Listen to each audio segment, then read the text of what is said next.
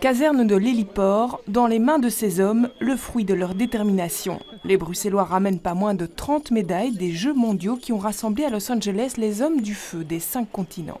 Il y a quand même une belle représentation là-bas, il y a plus de 70 pays cette année, pas loin de 1500 athlètes.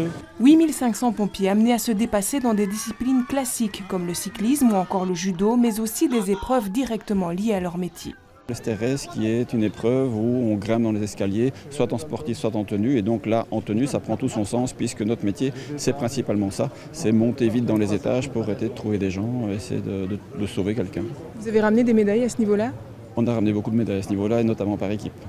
Dont 13 d'or, ramenées notamment par Sarah, la seule femme pompier de la délégation bruxelloise. C'est vrai que les femmes n'étaient pas fortement représentées, mais on a quand même pu voir qu'on était quand même aussi à la hauteur de participer aux épreuves comme les hommes. Certains pompiers participent pour la première fois à ces Jeux. L'occasion de renforcer l'esprit d'équipe, mais pas seulement. Le fait de rencontrer des pompiers de tous les pays du monde qui ont le même boulot, qui travaillent entre guillemets de la même manière, même s'il y a quelques détails qui changent, c'est un événement grandiose, quoi.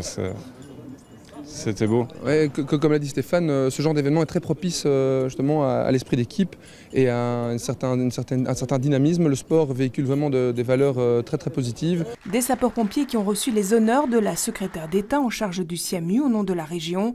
Excepté 2 départs à la retraite, tous se sont donné rendez-vous dans 2 ans pour les prochains World Fire Games en Chine.